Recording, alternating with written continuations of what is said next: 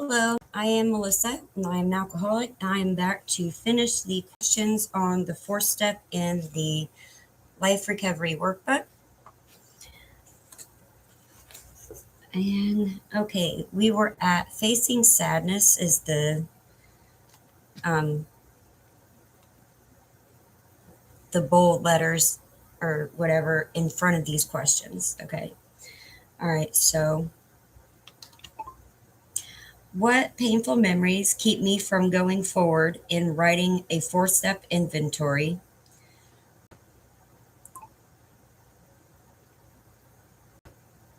Okay, the next question is, what have I been afraid of facing?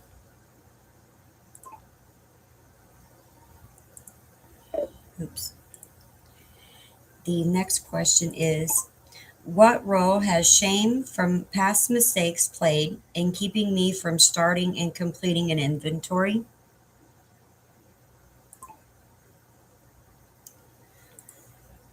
And the last one on that is, does pride tell me that I don't need an inventory?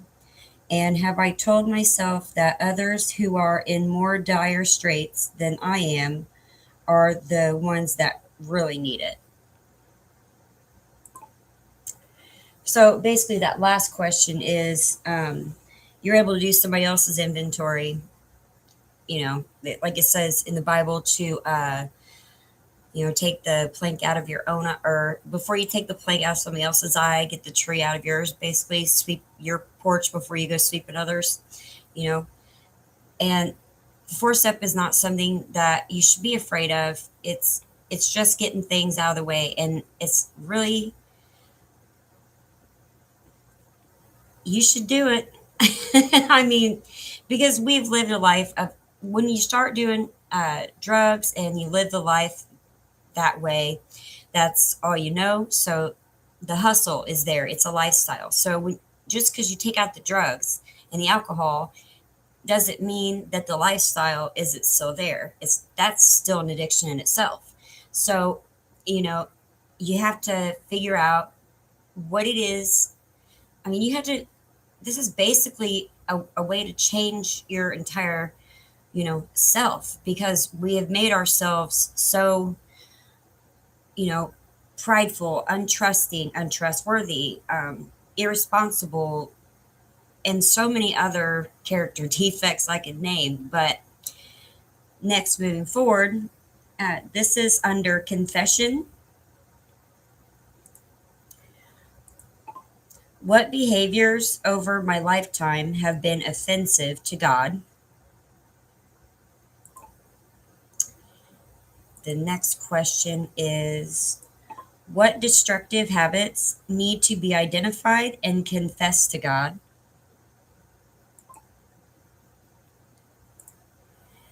The next one is, what blocks and resistance do I have to being honest with God about my wrongdoings? And the last question on that is, what consequences from past wrong choices am I living with today? Okay, so I want to say that, um, you know, what behaviors over my lifetime have been offensive. I would say that, like, sexual immorality, the choices I'm living with today is like my family is, I'm at an arm's length with them, and I didn't live a full life like most people would. I didn't find a good career, and I didn't thrive as an adult like I should have. Instead, I went just straight down the rabbit hole, and I decided to live a life of chaos, destruction. And like, when I go over my past, I don't really think of anything. Like, I just don't remember any good times anymore. It got to a point where I I wasn't even having fun. Like, when I first started, using drugs, it was because, I used the excuse, well, it helps with my pain. Now it helps with my depression, my anxiety. And, you know, I don't feel, as far as like pain and mental thing, I didn't feel any different now than I did then. It didn't help. Okay. It was just a blanket term that I used. So that way I did it. That's how I justified my, my using and drinking and stuff like that. All right. So the next set of questions are under family influence. And the first question is, are there people in my family of origin whom I blamed for my situations and resulting addiction? If so, who?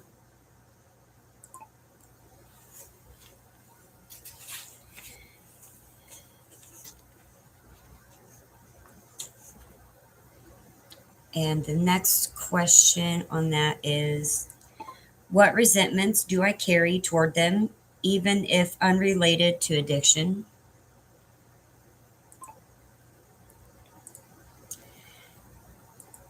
What truly brought me into the bondage of addiction and dependency, and what is my responsibility or my part in it? And the last question for, no, that was the last one. Okay. The next set of questions is finger pointing. Okay.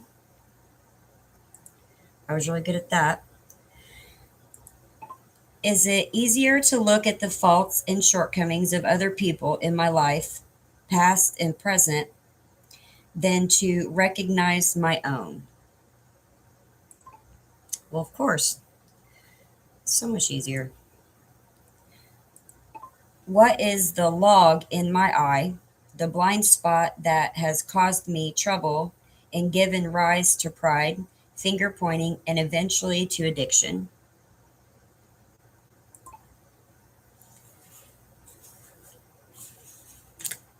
And the last question for that one is, where and when have I stepped on other people's toes and invited retaliation? And have I been proud? Hang on.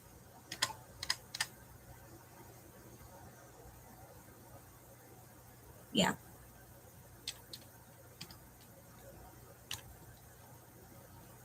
well, let's not do that all in capitals. Okay. Anyways, so proud, blaming, or fearful. All right, so we always want to put, the reason why we used or drank or did whatever we did on somebody else because we don't want to accept responsibility of all the stuff that we've done. And when it boils down to it, it's all about acceptance. I when I got in trouble and I robbed that bank and I had to face my family after that, I mean that really was not the greatest thing. And I continued to lie after that. Like I said I was made to do it, right? But that was not the case. And I lied all the way up until like 10 years later.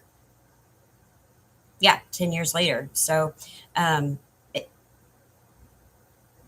and I don't know why. Because I mean, it was already done. I already robbed the bank. I was on the news. My family knew about it. They were ashamed of me over it. What else? So I just add some lies on top of it just to show what I mean, for what reason. And you know, yeah, pride is a big thing. I figured if I blamed it on somebody else, then I didn't get looked at as the bad person. And, you know, well, I'll just blame it on them, or whatever. But, and I couldn't blame it on the drugs and alcohol. No, we couldn't do that. I never, never. I didn't actually tell the truth until I got sober. So, the in my amends. Okay. And the next set of questions is under constructive sorrow. Okay. In what ways have I avoided facing my sorrow about how my addiction has impacted my life and the lives of others? It's actually a really good question. The next question is, am I willing to set aside time to grieve and to allow humility to grow in me? And what is my commitment to myself, my growth, and my recovery? And the last question on that one, am I bent on self condemnation? And am I now willing to let God's mercy go with me as I examine my faults and their impact on others? Okay, let me see. I'm going to read these again. All right, when it says, am I willing to set aside time to grieve and allow humility to grow in me? So I think that's also another reason why we are supposed to not date for that first year, okay? Because you have to know yourself, you have to let yourself deal with yourself. And if you are in a relationship, I feel like that is counterproductive. You know what I mean? Because you're worrying about them or whatever, and that also allows codependency because once you quit one drug, you usually go to something else, and sometimes it's a healthy addiction, sometimes it's just the same. Uh, that one, am I bent on self-condemnation? I'm now willing to let God's mercy go with me so I examine my faults. So the impact that it has on others, we can't be selfish, and we can't be inconsiderate about this. If we, and I got to stop saying, if we do not make a proper amends, which is not, don't do that until, like, I think that's your ninth step. So don't do that yet. But, we have to get ourselves together so that way, for one, they can see that we are trying, we are working in, the right direction, that we have stopped, pivoted, and turned around and started living the other way. And in that walk, with God, we will learn to compartmentalize uh, our things that we've done wrong, and what we like the things that we have had done to us. Like I had said in a prior video, I had I got drunk and I was driving. I shouldn't have been driving anyway, but I dropped somebody off, and they was like at a house, and I didn't even know where we were, and they was like, well, why don't you just come in for a minute? And this was family, so I thought, well, hey, no big deal. This, I didn't see no red flag there. Well, family is not always what family should be. And I got in the door, and I didn't know that I was actually being sold for crack to my cousin. And when I got in the door, there was nothing I could do about it. The situation was what it was. But so, to level the playing ground here, if I was not drinking, I would not have been in that situation. I have to pray for that person, both of those people, and that softens my heart. Okay.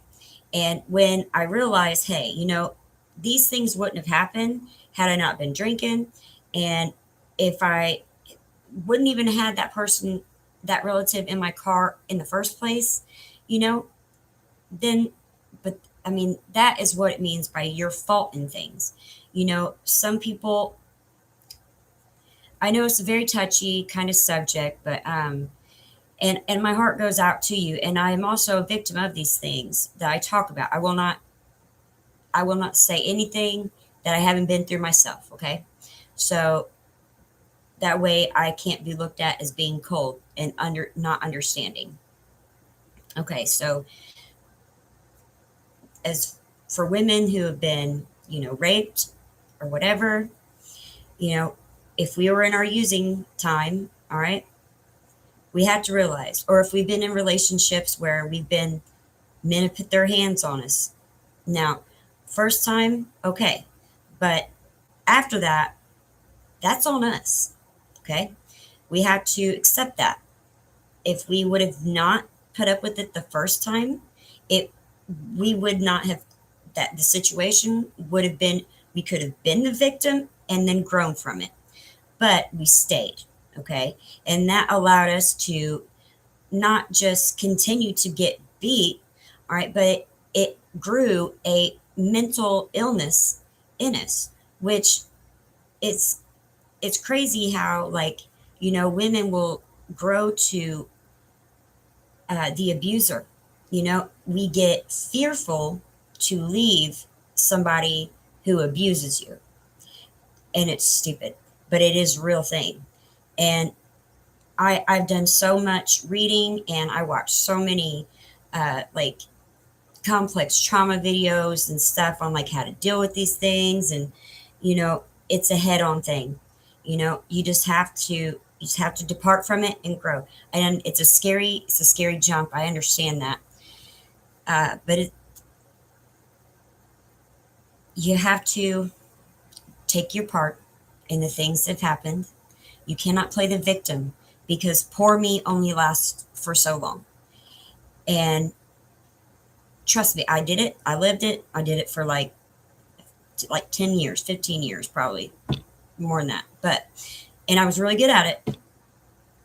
And it was a very hard truth for me when I actually did my 4 step, because it never occurred to me that I was not the victim. In most of the things, 9 out of 10 incidents that happened in my life from the age of 23 to the age of 40 uh, was all things that I had a decision in. And I just couldn't believe it. So, this 4 step is really important to developing a better uh, outlook on ourselves, the way we feel about life, our ambition to move forward, to grow with God, and to just to get that junk out of our past. I was watching Philip Anthony Michael. I don't know how you say it, but he talks about these 2 gates, right? And he says, "I cannot drag." There's only we and God says, "Come down the narrow gate." You know, the few will find it. Okay, but that's the good way. That's where we should go. And then he goes on to talk about, I cannot pull that old me and myself now through that gate. So that old you has to be stripped away. That means personality. That means your character, because most of it is flawed. We don't even think it is, but it just takes time. The longer we're sober, the longer we're in recovery, I should say. Okay. And we are the product of the first 5 people that we talk to. All right. And that's true. That's true as well. I changed like all my people. Okay. Most people I talk to, actually everybody I talk to, is either from the church or in recovery. And the people that are in recovery, I do not go and hang out with. The people in the church, I go hang out with. But the people in recovery, I associate with, because those are the people that help me and I help them. We build each other so we can get better in our lives. However, we have to surround ourselves with a new life. Okay. And that new life for me consisted of people in the church. It consisted of new music, the stuff I watched on TV, and because junk in, junk out. Firm believer. I had a preacher tell me that, because what you listen to is what you will speak. Who you talk to is what you talk about. So if you're trying to live a life of recovery, and I'm going to church, but all my friends are like, from Indianapolis, and they're thugged out. Nothing wrong with people from Indianapolis, because I hail from there, and I know a lot of people from there. But I'm just saying, like, you can't be hanging out with thugged out people listening to some rap gangster shit. Sorry to say that. I actually have almost cut cussing out of my life altogether, but sometimes. I'm not perfect. So, but you can't be listening to that and expect, because the music you listen to, you can't say that Metallica don't make you feel like going out and, you know, doing something crazy. It rises anger and frustration and, all those bad feelings, right? But then you got Marvin Gaye, right? And they make you feel a little sexy and stuff like that. Like that arouses that sexual sin, that nature that we're trying to get rid of. So why would we continue to stick it in our ears and our brain if how can you change in an environment that is not different? It's just hard to do. If you have done it, hats off to you. But I was not able to do that. And most of us are not. All right, I'm going to move forward with the rest of the questions. I didn't even realize there's like 8 questions left. I better shut up and continue. All right, God's mercy, all right, is the next set of questions. Okay. Did I say this one?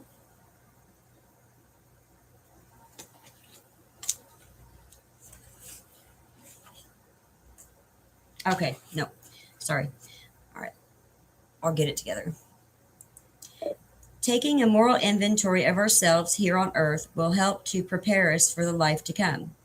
Is there anything standing in the way of my taking action, such as pride or fear? Oh, I didn't even type it. So y'all gonna have to listen to me say it again. All right. Is there anything standing in the way of my taking action, of doing my moral inventory, such as pride or fear? Why is it not typing?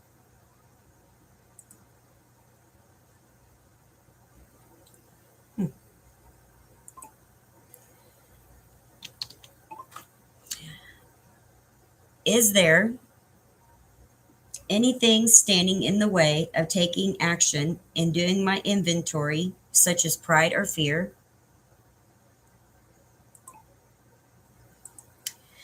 The next question is, as I trust God in step 3, am I able to let go of pride and fear in step 4 and allow His will to be expressed through me?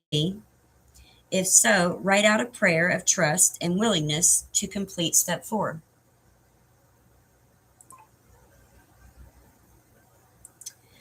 The next question is, write down a list and description of resentments, fears, wrongdoings, and character flaws such as pride, jealousy, domination of others, self-centeredness, needs, wants, etc. All right, so now I did the fears. All right, so resentments kind of go like this. Make sure I ain't showing you guys anything crazy. All right, so this is what the resentment 4-step inventory looks like if you print it out on aahomegroup.org, right? So you have on the, I don't know if it's left or right. I think it's, all right, anyways, on this side, it says who I'm resentful at, okay, and why. And then what part, just right here, okay, these, what part did it threaten your self-esteem, pride, emotional security, pocketbook, ambitions, personal relations, and sex relations, right? So, of course, drugs and alcohol was one of my first resentments. And the reason is it, quickly controlled my life. And, well, second, I had a heart attack and I died for 4 minutes. So, and because of drugs and alcohol, that created sexual immorality. It caused personal relationships that went south, and it caused me to have relationships I shouldn't have had. You know what I mean? So, And it also cost me in my pocketbook because that stuff costs money. That stuff ain't cheap unless you're dating the dope man, you know. And then, but still, then there's your sex relations you have to deal with. But whatever. Emotional security, pride, self esteem. All right. Then on this part, okay, from here and over, all right, is where I was to blame. Okay. And was I dishonest, selfish, self seeking, frightened, and inconsiderate? All right. So self seeking. All right.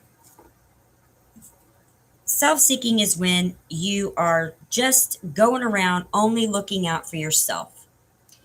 Okay. I'm just trying to separate the definition of selfish and self seeking because when I was doing this, I'm like selfish, self seeking, that kind of the same thing. But it is, but it isn't. I guess it's just another way to lay out how selfish we are. But it frightened and inconsiderate. And where was I to blame as far as resenting drugs and alcohol? Because I loved him more than anything, anything and anyone. That's all I needed. I didn't need anybody else, you know, and I didn't care who I stepped on in the process of getting it. And that's where I was to blame. Uh, I will just do a couple other of my examples. Free will. Uh, I was resentful at free will because I made bad choices. I'm not even playing. And where was I to blame? I took advantage of it to the max, you know, and that's just, you know, that's what I did. I was resentful at myself. That was I because of at the time when I was using and drinking and stuff like that. You know, I wasn't. I didn't really care who I was hurting, who I was around, whatever. You know, if my family ever talked to me again, I didn't care. But when I got sober, my heart was broke. You know, and I guess drugs did numb some things in me. It made me just be on autopilot, you know, and it gave me the inability to care about my salvation, about my kids, about my life. And, you know, everything has come together now. Okay. But I'll tell you, I put God the center of it. And that's the only reason why it is that way now. All right. So next is, you know, wrongdoings, you know, what have I done to others? It's kind of, I just, whatever that one. Um, Character flaws. Remember that honesty and humility are character strengths that we are building here. So be as thorough and honest as possible to move forward in long-term recovery. And there's a question here. It says,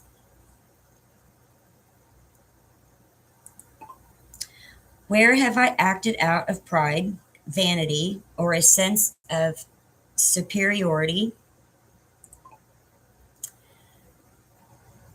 And there's another question. Where and when have I tried to dominate others as far as like work, home, your marriage?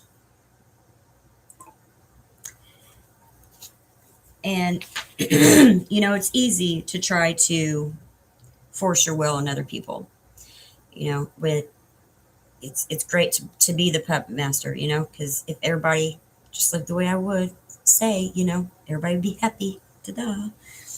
Okay, sorry. That is the only habit I have not put down. All right, so the next question is,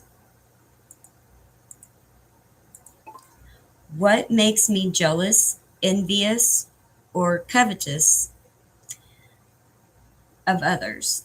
Okay, and that means their wealth, good fortune, successful kids, functional families, jobs, or positions.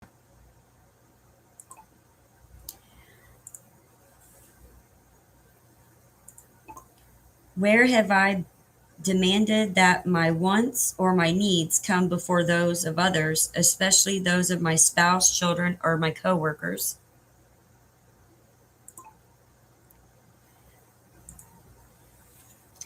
And the last question is kind of a long one. After careful self examination, Am I more convinced than ever that I need a Savior every day, nor just for salvation, but to walk in freedom from addiction and sin? There's another part to that, but I wasn't sure if it fit on there. If so, write out a prayer to God that expresses your complete dependence upon Him for salvation and freedom.